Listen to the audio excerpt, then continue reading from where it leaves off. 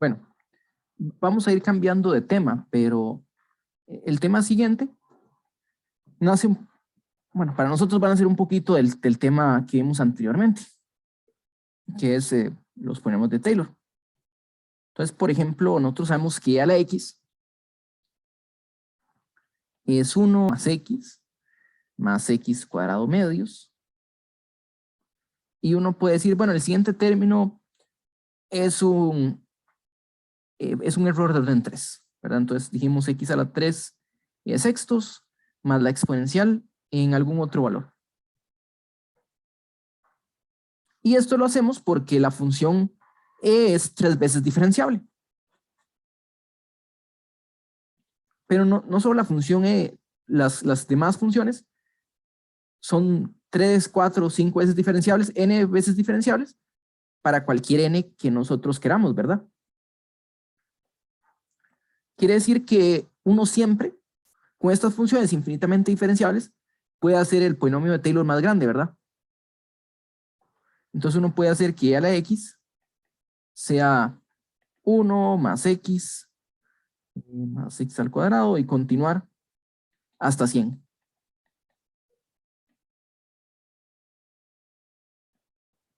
Y dejemos aquí el resto un momentito. Dejemos un resto de 100. Se puede, ¿verdad? Y la fórmula es, de estas funciones conocidas, digamos que la fórmula la sacamos y sirve para cualquier n. Bueno, algunas fórmulas vienen como pares e impares, pero es porque en algunos casos hay ceros, entonces no se contemplan. ¿Qué pasa si seguimos haciendo esto? ¿Qué pasa si en vez de parar en 100 paramos en 1000? X a la 1000. O agreguemos otro cero. O un par de ceros. Entonces, básicamente la pregunta es esta. Lo que estamos contemplando es esto. El polinomio de Taylor me permite hasta cierto grado, hasta un n, aproximar nuestro polinomio, nuestra función como un polinomio de grado n. Pero si nuestra función se puede diferenciar infinitas veces, ¿dónde deberíamos parar este polinomio si queremos realmente la función? Si tenemos una función infinitamente diferenciable, tal vez nos da ganas de seguir esta suma y no parar, ¿verdad? ¿Qué pasa si nosotros decimos, bueno, ¿qué pasa si no paramos la suma? ¿Qué pasa si continuamos la suma sin parar?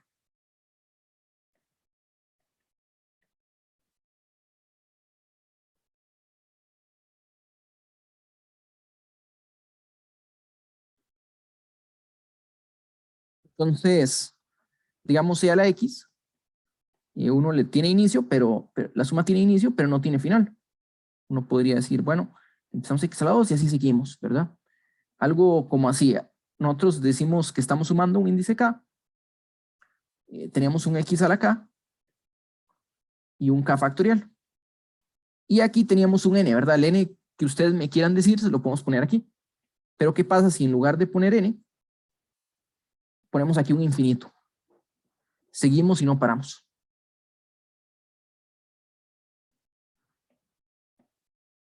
O con otra función, el logaritmo de x, que cada vez va haciendo derivadas. Este tenía una forma que era suma desde k igual 1 hasta un n de menos 1, perdón, este no era logaritmo, era logaritmo de 1 más x, menos 1 a la k más 1, x sobre k. Y de nuevo, ¿qué pasa si, bueno, más un el resto? ¿Qué pasa si uno sigue la suma?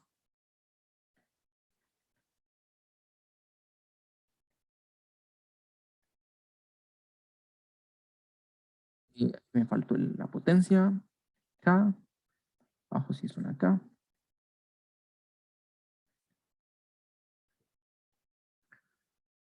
Entonces, pregunta. ¿Tiene sentido aprovecharnos de que la función se diferencia infinitas veces para escribir algo así?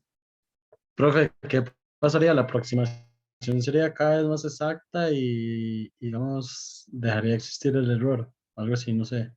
El error sería cero. ¿Ok? Entonces, ahí está la pregunta, ¿verdad? Que el error, bueno, entre más polinomios, en teoría es más cerca, ¿verdad? Por lo menos cerca del cero, en este caso que es Maclaurin, la aproxima muy bien, ¿verdad? Entonces, entre más pongamos, como que eh, tiene sentido que lo aproxime mucho más exacto.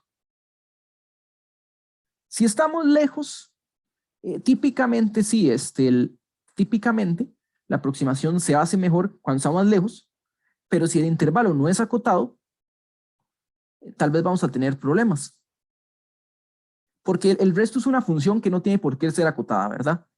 Y si la función no es acotada y estamos lejos, el polinomio puede crecer, abajo hay un factorial que puede comerse parte del polinomio, bueno, o que en general se comería el polinomio, pero hay una función diferenciable que puede ser grande. Entonces, bueno, hay una parte que es la aproximación, ¿verdad? Porque si yo les digo sumemos hasta n, la aproximación es buena o es mala, se puede medir. Bueno, aquí usa una palabra que era, depende.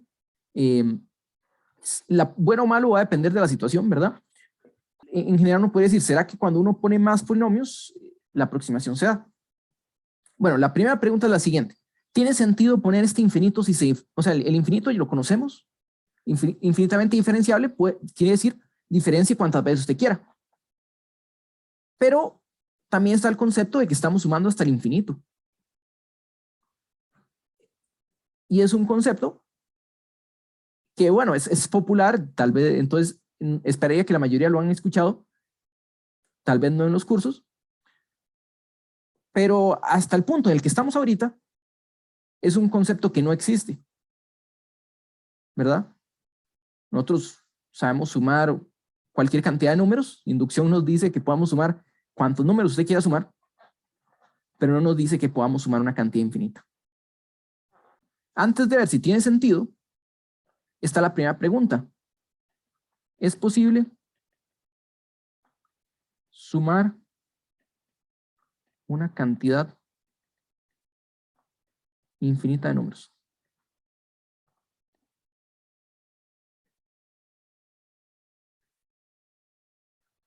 Con la materia que tenemos ahorita, pues, o sea, tal vez algunos ya han pasado un poquito más adelante y saben lo que se viene, no está definido. Entonces, el primer paso es, no tiene sentido preguntarse si existe o no si no hay una definición, ¿verdad? Y matemática tiene cierta flexibilidad. Lo que sea que uno quiera crear lo puede hacer, pero tiene que asumir sus consecuencias. Algunos se han escuchado la respuesta, o sea, saben, han escuchado de series y pueden decir sí se puede porque hay series, claro, a veces existe lo que se llama la convergencia, cuando no divergencia, entonces va a haber una dependencia, pero el asunto es, en este momento no lo hemos definido, entonces podemos definirlo.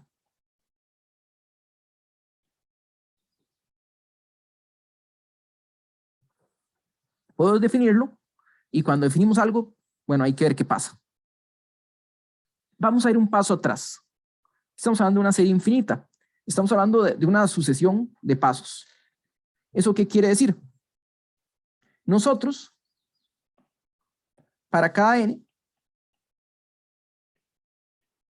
en n, entendemos, por ejemplo, la suma que está ahí arriba.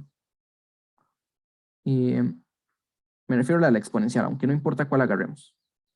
Esta suma tiene sentido. ¿Verdad? Tenemos suma 1 cuando n vale 1 o 0. En realidad, al inicio suelen no ser importantes. Suma 2, suma 3.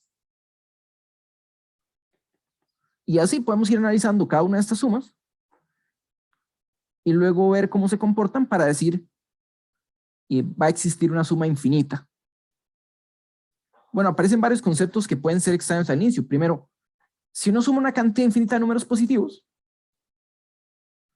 como que la respuesta siempre va a ser infinito. Será, si la cantidad de números es infinita, ¿por qué el resultado no sería infinito? Bueno, eso es, digamos que sorprendente que uno pueda sumar algo finito, una cantidad infinita de términos y que el resultado no sea un número finito. Entonces, tenemos que primero entender qué significa esta suma, qué significa eso que algunos han escuchado, algunos tal vez han leído ya formalmente, pero que por lo menos la teoría del curso no nos ha dicho aún qué significa eso de sumar infinitas veces. Entonces, primero, tenemos que entender muy bien qué significa cada uno de estos pasos. Y luego poder definir qué pasa en el límite. Entonces vamos a hacer una definición.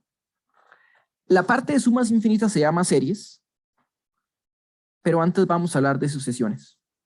Lo primero que vamos a definir es qué es una sucesión, porque una sucesión en realidad es algo que sí aparece bastante en matemática antes, formal o informalmente. A veces decimos, bueno, una sucesión y nos dicen una secuencia de números, A1, A2, A3, separados con comas, A4 y así va. A veces nos hablan de sucesiones que son finitas o sucesiones infinitas. Bueno, resulta que una sucesión, como la definimos nosotros, siempre es infinita, aunque uno puede hablar de lo que son sucesiones finitas, que no son sucesiones, porque las sucesiones son infinitas, pero es un objeto parecido. Entonces, una sucesión es una especie de secuencia, ¿verdad? A1, A2, A3, A4. Pero formalmente, es una especie de secuencia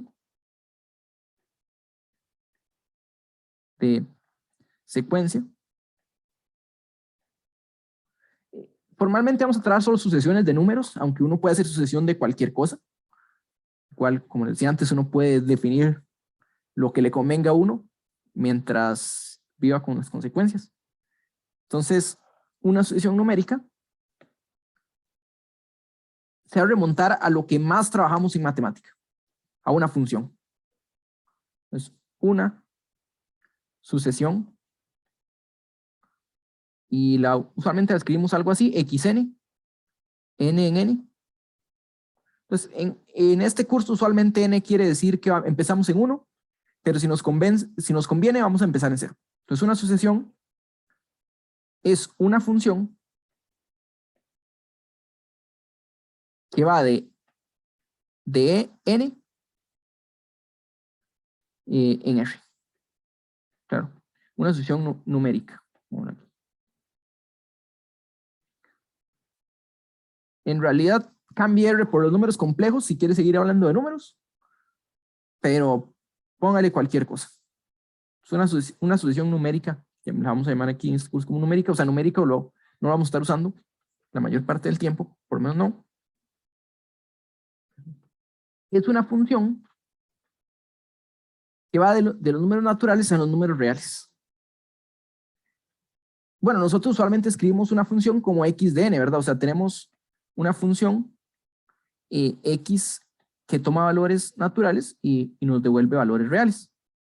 Y típicamente escribimos esto como x1, x2, o en general tenemos un x de n.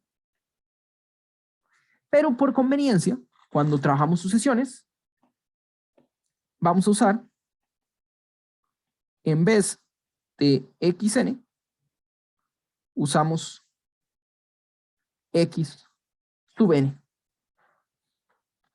Entonces, el índice, básicamente dice es la función evaluada en el n. Entonces, formalmente una sucesión es una función, pero en la práctica no lo pensamos como tal. Típicamente lo pensamos como una especie de proceso, algo que va aconteciendo paso a paso. Entonces, es en este caso lo que se llama una función discreta, que pasa por los naturales. Entonces, un proceso, digamos, continuo puede ser una función definida en un intervalo que uno no puede presenciar claramente, digamos, porque la continuidad del intervalo, hay muchos elementos en un intervalo pequeño. En cambio, los más probables uno puede decir paso 1, paso 2, paso 3, y cualquier cantidad de pasos, aunque nunca va a terminar, pero uno puede en teoría ir desde el inicio hasta cualquier punto.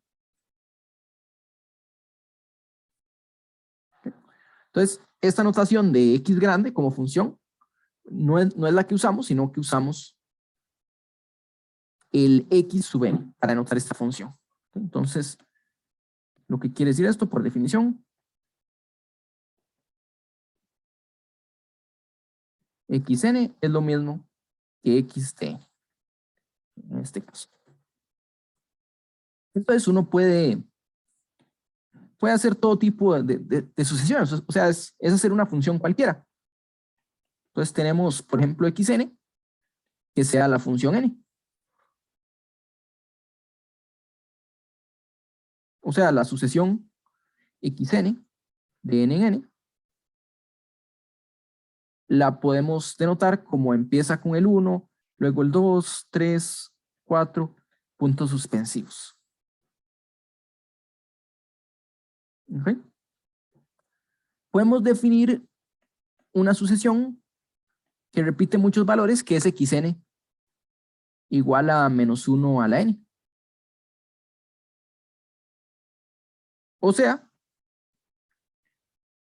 con la sucesión xn n en n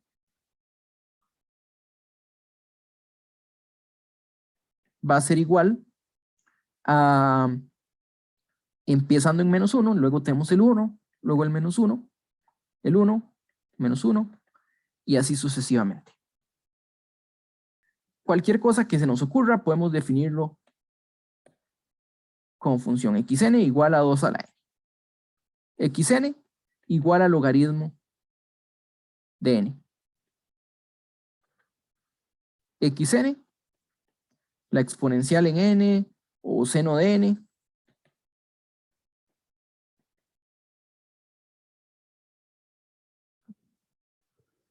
Claro, aquí hay una particularidad. Muchas veces uno tiene una función ya definida sobre R, porque vean que algunos de estos e a la x está definido sobre R.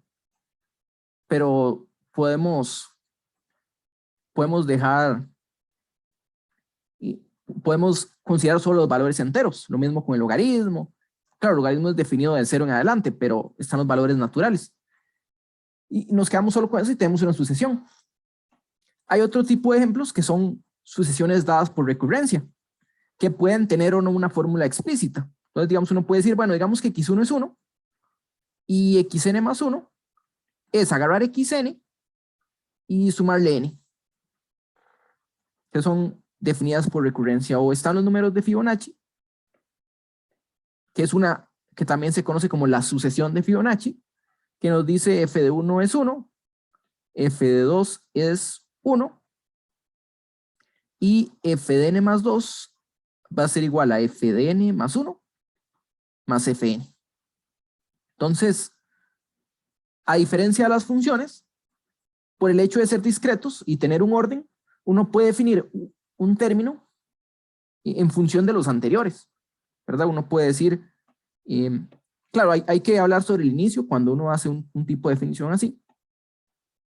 Uno puede decir, bueno, xn, que x1 sea 1 y que xn más 1 sea la raíz cuadrada de n, de xn. O podemos decir que xn más 1 sea x a la n al cuadrado, por ejemplo. Raíz cuadrada o elevar al cuadrado. Entonces uno puede definir en términos del anterior lo que sería la sucesión en sí. Algo que en funciones no se puede hacer. Las sucesiones son funciones, pero definidas en un conjunto más pequeño.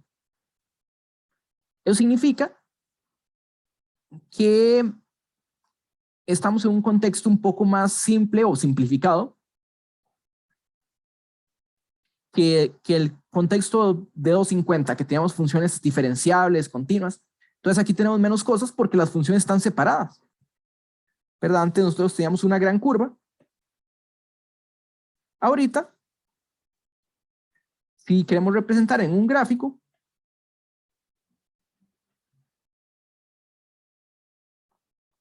lo que tendríamos son puntos que en el eje X se distancian tiene una distancia de 1 entre cada punto, ¿verdad? Entonces, una función continua o una función de R en R se ve bastante complicada. Y aquí estamos en un contexto un contexto simplificado, pero en matemática muchas veces un contexto simplificado quiere decir que puede ser un poco más difícil. No necesariamente lo va a hacer, pero tal vez tenemos menos herramientas para trabajar o tal vez nos hacemos un poco de preguntas ahí más complicadillas a veces. Cuando trabajamos funciones, nos hablaban de límites y vamos a regresar a eso, a un límite. Pero aquí los límites que definíamos en funciones no tienen sentido, ¿verdad? Porque antes era la función se acerca a un punto y vean, hablábamos como de algún punto de acumulación y vean que aquí los puntitos están separados, distancia 1, un salto, algo que se ve como tranquilillo. No es posible que haya una acumulación en 4, ¿verdad? Porque en 4 solo hay un punto en el eje vertical. Entonces, en sucesiones hay solo un tipo de límite, el infinito. Aquí solo vamos a tener límites en el infinito. ¿Eso qué significa? Bueno, aquí tenemos un valor L. Aquí tenemos un pequeño margen que va a depender de algún epsilon. Y la idea es que si estamos muy arriba, todos los puntitos de la sucesión vayan a estar dentro de este margen de epsilon. Entonces, si recuerdan la definición de límite a infinito, esta definición va a ser equivalente. Entonces, es lo siguiente. Decimos que una sucesión converge. Una sucesión, pongámosle nombre a la sucesión, xn, n en n, converge a L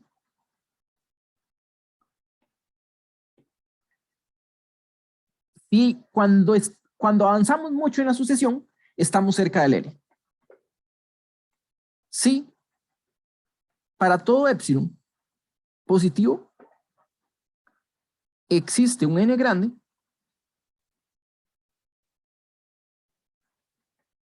tal que si el índice n es más grande que este n, entonces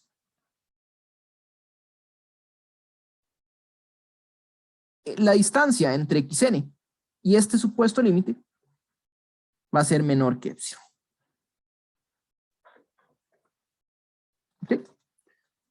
Si ustedes recuerdan la definición de límite al infinito de funciones, bueno, si tenemos una función, digamos que de R en R o un intervalo abierto, un intervalo que incluye el infinito, la definición era que x mayor que un m implicaba f de x menos L es menor que epsilon.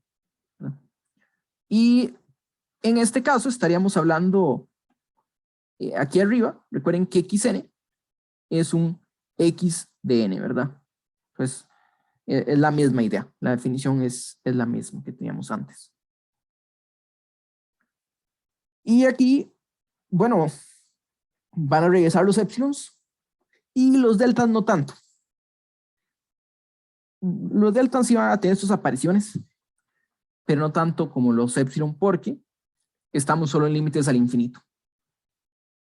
Aunque hay luego van a ver cómo se puede mezclar un poquito. Entonces, los límites de sucesiones se comportan muy parecidos a los límites de las funciones que ustedes conocen, los límites al infinito. Y eso lo vamos a verificar un poquito luego. Bueno, ahorita en la guía van a verificar algunos de esos parecidos, más algo adicional. En la siguiente clase también vamos a hablar de esos parecidos un poco y qué más tenemos por ahí. Entonces, déjenme hacer el primer argumento con épsilons y les dejo a ustedes los siguientes, por lo menos para que los piensen, y que sería parte de la guía. La primera definición de límite es: aquí está el límite, la función se acerca, la sucesión se acerca a este límite L cuando n es grande. Entonces, importante, el límite cuando existe es único, ¿verdad? Intuitivamente la idea era, si nuestra función se acerca mucho a un valor L, y aquí está otro por allá, recuerden que la distancia entre dos puntos distintos siempre es lejana si uno toma un épsilon suficientemente chiquito. Entonces, teorema: si el límite existe,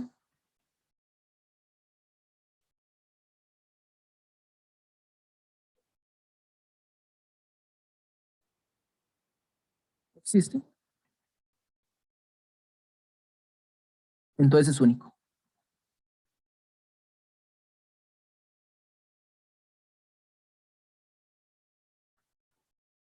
¿Ok? Prueba. Si no se acuerdan de la prueba, bueno, se las refresco. Suponga que no. Suponga L1 y L2 son dos límites distintos. ¿Eso qué quiere decir? Que hay un n grande, pero el n grande va a depender del límite también, o en principio puede depender, ¿verdad? Entonces, quiere decir dos cosas. Uno, existe un n1 natural, tal que n mayor o igual que n1 implica que xn menos L1 es menor que un épsilon. Bueno, esto es para todo épsilon. El épsilon puede cambiar. El N1 puede depender del épsilon y del L.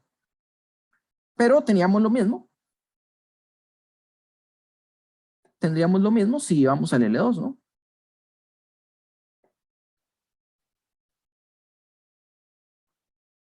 Otro valor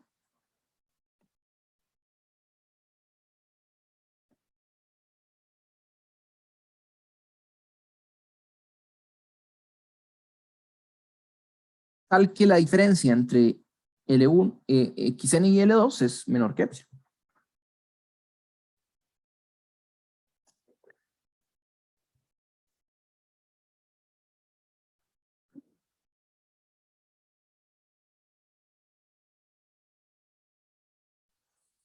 Pero el épsilon es cualquier cosa, ¿verdad? Entonces, si lo vemos en el eje horizontal, en el eje vertical, perdón, tenemos que aquí tenemos un L1, por ahí tenemos un L2, y el margen de épsilon, recordemos que se puede hacer tan pequeño como uno quiera.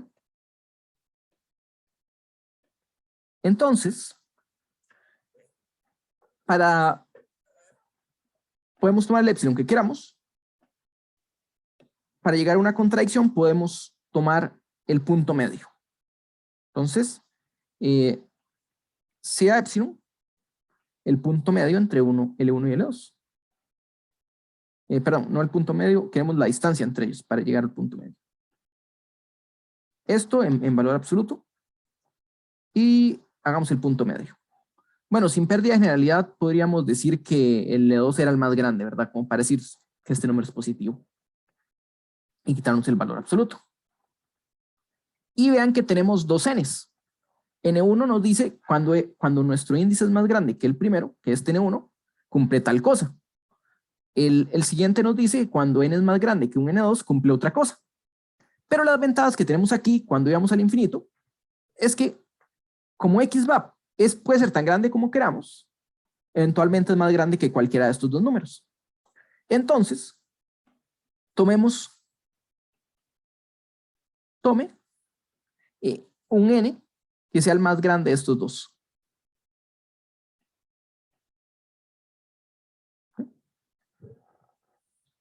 Tomemos este n, que va a ser el más grande, y eso nos dice que si n es mayor o igual que n, es más grande que cualquiera de estos dos que están aquí, ¿verdad? Y esto implica que se cumplen al mismo tiempo xn menos L1 es menor que epsilon y xn menos L2 es menor que epsilon. Bueno, epsilon, bueno, dijimos que es la mitad. Y aquí podemos usar la desigualdad triangular. La desigualdad triangular nos decía que si tenemos una suma A más B, digamos que en valor absoluto, el valor de A más B supera la suma de A más B. En valor absoluto.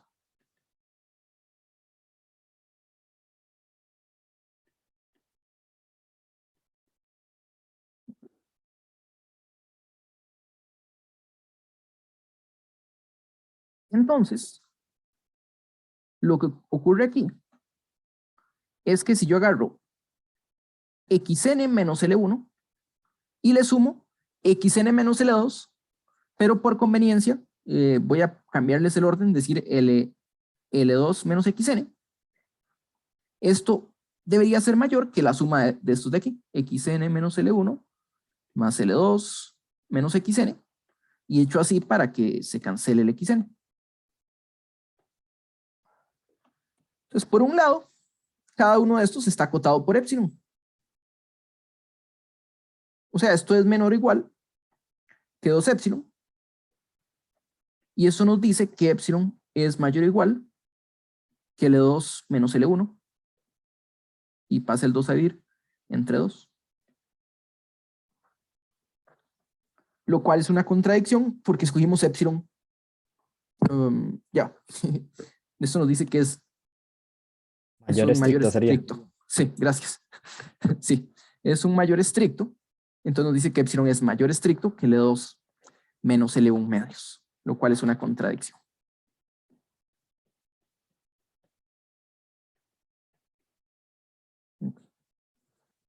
Bueno, este argumento debería ser familiar porque en funciones aplica. De hecho, aquí no estamos usando el hecho en sí de que n vaya para infinito, de que n crezca arbitrariamente, sino el hecho de que la función se acerque. Entonces, el argumento era parecido cuando decíamos límite cuando x tiende a, ese es único. Una cosa, aquí dije igual, aquí me salió ocupaba un mayor estricto en vez de un mayor igual. En estas definiciones vean que aparece mayores estrictos. Epsilon, la distancia es menor estricta que epsilon. En la práctica, o la definición es equivalente a poner un menor o igual. Para llegar a una contradicción, a veces hay que tener cuidados si uno usa el mayor igual o el menor estricto. En este caso, si lo hubiera hecho con mayor igual, no llego a la contradicción directamente, sino que tendría que haber escogido epsilon un poquito más pequeño. Eso se puede arreglar. Pero lo que sí les quiero decir es que esta definición que está aquí, de hecho esta que está aquí, se puede modificar un poquito a conveniencia, a cambiar este menor por un menor o igual y este mayor o igual por un mayor estricto, ¿verdad? Porque si uno quiere que sea mayor estricto, uno dice, bueno, en vez de tomar n, tome n-1, por ejemplo, y ya solo hace mayor estricto. Entonces, esas pequeñas modificaciones se pueden hacer y no varía mucho. Sí espero que entiendan bien, si no está claro, que lo piensen bien, por qué son indiferentes la definición con el mayor estricto o con el mayor o igual.